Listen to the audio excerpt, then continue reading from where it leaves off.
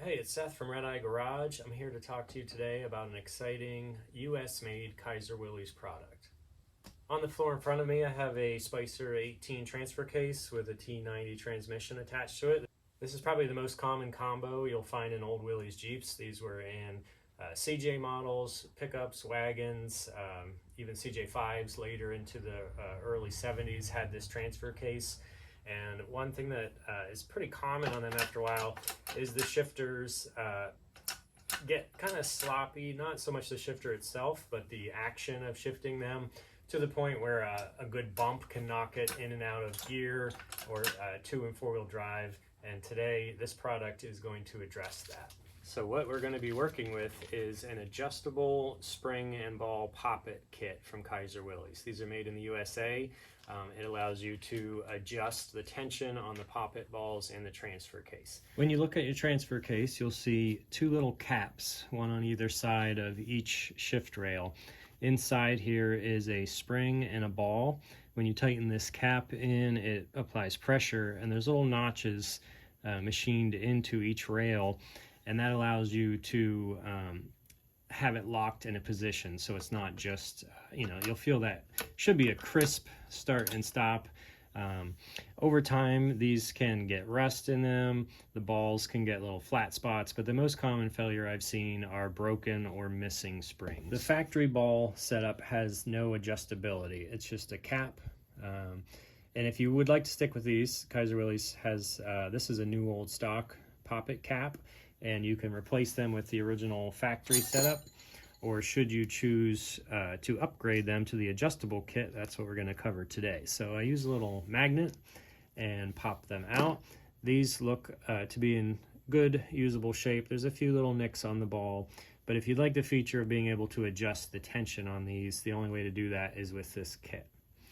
So you'll need to remove the caps, springs, and balls from both sides. You can do this in the vehicle from underneath. It's obviously easier on the floor, and it's even easier if you're rebuilding your transfer case and the transmission's not on there. You'll have easier access. But I wanted to leave the transmission on to show you the whole procedure. This is a freshly rebuilt transfer case, so there's no oil in it. If you're taking apart one that's been in service for a while and has lubricant in it, a lot of times you will have to use a pick or a magnet or something. They won't just fall out. I don't know if you heard that ball just rolled out. It's because there's no friction on it. The heavy old gear oil will get gummed up, and sometimes they're a little bit tricky to get out. You can also give the stick a couple whacks. That'll push the bearing back a little bit, but I recommend something like this. A pick can work, but it's a little tricky, whereas this will sneak right in there and pull it out. So to remove the originals, all you'll need is a 5/8 wrench and a magnet. Pops right out. Very easy procedure. You do not have to drain the oil to do this. The oil level is below where we're working right now. When you get your kit, it's going to look something like this. So there are little threaded pieces with a lock nut, and these have an Allen key cut in the end, and that allows you to adjust the tension on that and then lock it with a wrench using that jam nut. It also comes with instructions and the balls, new balls and springs, so everything's crisp and fresh.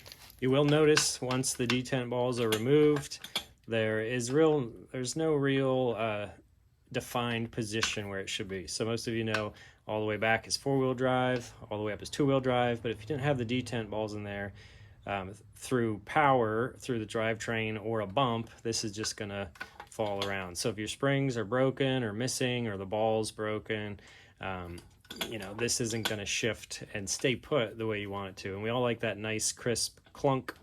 Obviously you'd have your anti-rattle clips in here as well. I just have this kind of mocked up for the video purpose. But it just really gives it a nice positive, and you can just feel it click in and you're in gear. Your kit will come with these instructions. It's extremely clear and simple. They do tell you that when the screw is protruding 3/16 of an inch, that is stock pressure. So that would be exactly how it would come from the factory. So what that means is you'd have 3/16 of this silver threaded piece protruding from the case. and you can tighten it up a little bit more. It recommends that you cycle it a few times. If it's in the vehicle, you might want to drive it and make sure it stays in gear, but you also don't want so much pressure that you have to like hit this to shift. So you can tailor it to your needs and the condition of your case, but they give you the stock measurements as well. Installing this kit is very straightforward.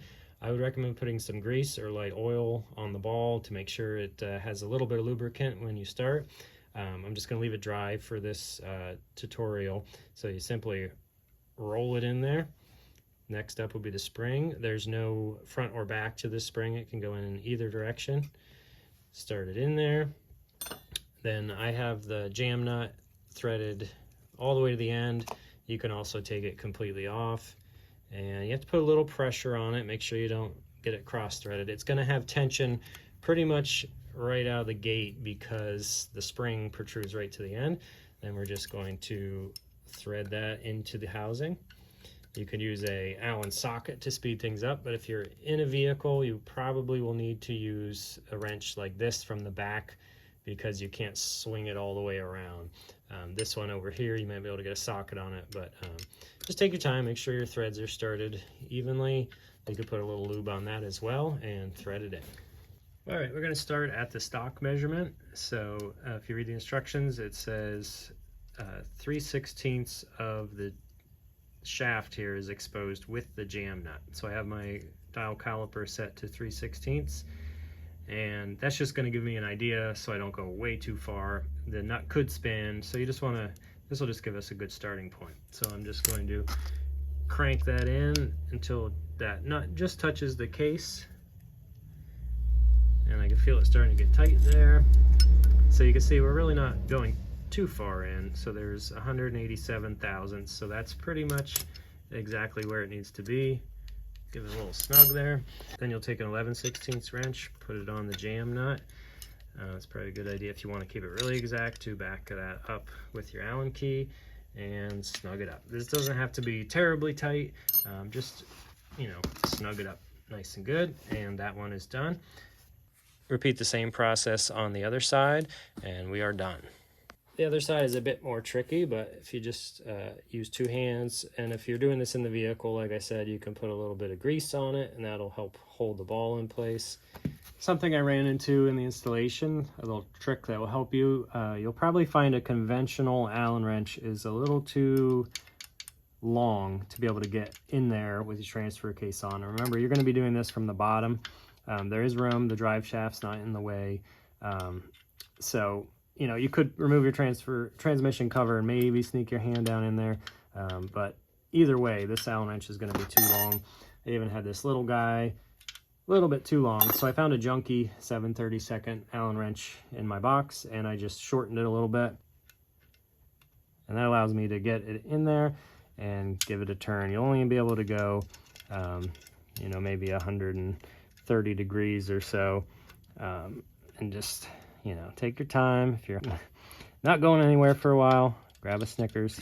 Another quick tip to check everything, when you have this set properly to 3/16, you'll have 3 threads exposed. So that'll at least get you really close on the inside.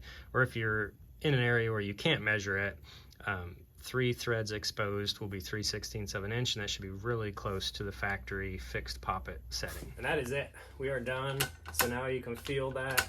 It's got a nice positive shift. It's not super hard, but you can tell it's in gear, and even if your sticks are wobbly, a big bump isn't going to knock that out. So the instructions recommend cycling it through the gears and just making sure you like how it shifts.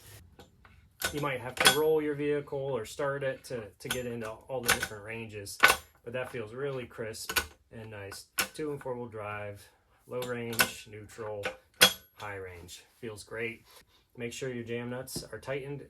I would check them after a little drive. If they seem to be vibrating loose, a tiny drop of blue Loctite will do the trick. This isn't going to be something that you have to tear into frequently. Once you get them set, they're going to be good to go. I hope you found this video helpful. This is just another example of some of the great American-made parts that Kaiser Willys offers. Check out this product. Click on the link in the description. It'll take you right to it. You can pick one up and add it to your cart when you're working on your transfer case. Be sure to use code RedEyeGarage10 to save 10%. Thanks for watching. Catch you later.